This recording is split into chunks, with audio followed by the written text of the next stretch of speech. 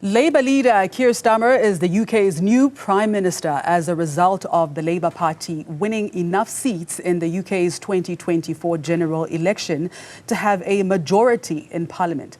Apart from the fact that the Labour Party has been in opposition from the past 14 years, another interesting aspect about the UK elections was the participation of migrants and asylum seekers from Commonwealth countries. One such voter is South African-born Hayley Reichert. She voted on Thursday and she says the district that she lives in has been won back by the Labour Party. Hayley was also an election observer at the South African High Commission in London during the International Voting Weekend. Hayley, good morning, and thank you so much for your time. Hi, good morning. Thank you for having me. Okay, so let's start here. First and foremost, an interesting 5 million South African, in fact, migrants in the UK were not able to vote. You were. Do you mind sharing a little bit of your story as a migrant and how you basically qualified to vote in these elections?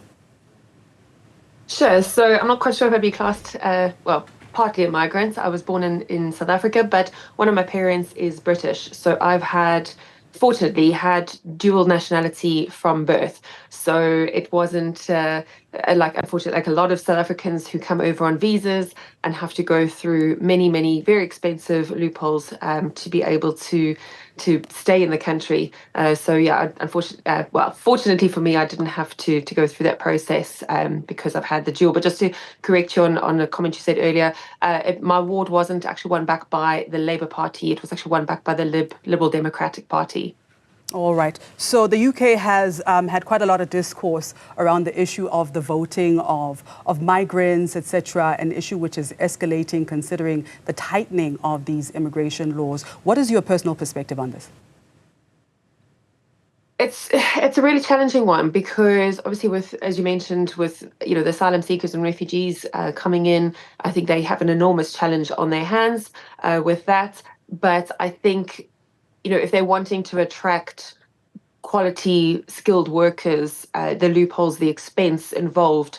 I'm a mortgage advisor here in the UK. Many of my clients are South Africans, many on visas, and just the enormous stress that they have to go through, from a financial perspective, to be able to not just get to the UK, but to stay here. So I think they do need to review, and it's almost like they're penalising the very people that they're trying to attract to the country. So yeah, I do think that there are some key issues within their immigration policies that do need to be reviewed. And what would you say is the most significant challenge facing the UK? And are you happy with the outcome of the election? So am I happy with the outcome of the election? I don't really like this idea of it effectively being a two-state party. I don't think either, effectively you've got your sort of upper class versus working class between the Tories and the Labour Party. I don't think either of them have all the answers. But I am glad to see, so I personally voted Lib Dem. They are part of Liberal International. I'm glad to see that they had quite a strong comeback in this election. And what the biggest issues, there's a lot. There's some on the international front, but on the home front, the cost of living crisis, they really, hopefully the Labour Party will, as they are hoping to, grow the economy, jobs. The energy cost of energy is extortionate. Cost of groceries, more and more food, food banks are under strain. So I think the economy and cost of living is something that they're going to have to try and tackle.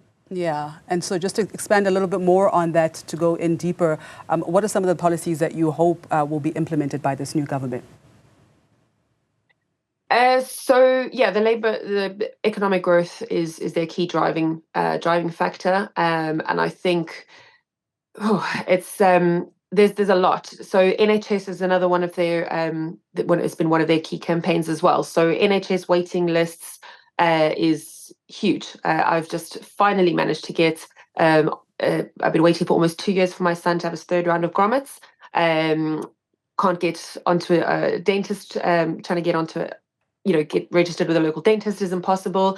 They kick you off if you don't go for 3 years, which I discovered the hard way.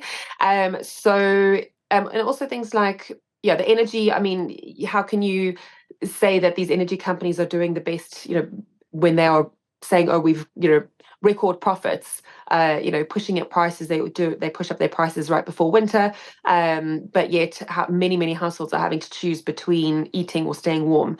So I'm hoping that they will crack down hard on energy companies. And obviously, cost of energy drives up cost of food.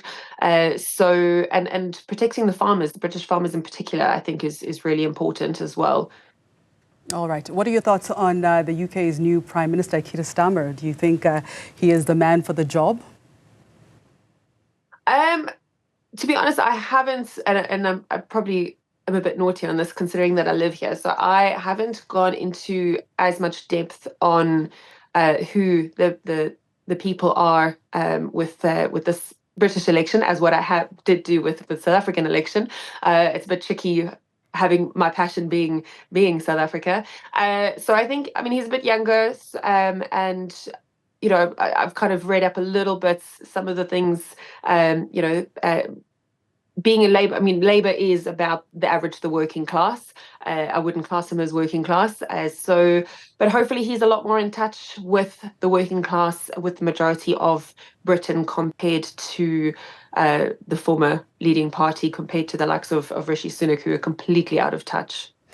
And what message would you like to share with the new government, particularly around the concerns of migrant communities? So I think, as I said earlier, reviewing some of their policies, reviewing some of the charges, very heavy NHS charge, the costs for them to, if they're trying to attract, if they're wanting to grow the economy and attract key skilled workers, I think they certainly need to review that. And also, there's a really incredible organisation and campaign called Flex Appeal. A number of British ladies running it. I know one of the Labour Party leaders, MPs, is Stella McCreasy. She's based in North London. I know she's been very involved with it. And the Flex Appeal is talking about flexible working options, particularly for women. Also looking at more equal paternal rights. When families, when people go off and have children as well, because there's 54,000 women that are pushed out of the labour force. So I know you were asking specifically about migration, but I think that is a really key issue with regards to getting the economy growing. I think it's just, they really do need to clamp down on how, I think, and it is unfortunate because it is a human rights issue, but they really need to look at the illegal immigrants coming into the country, and the government spend on putting them up in government funded accommodation, etc. It's really costing the taxpayer a lot of money. All right. Well, thank you so much for your time, and we certainly wish you all of the best in this next chapter. Thank you. That was a South African living in the UK who voted in the elections this week, Hayley Reichert.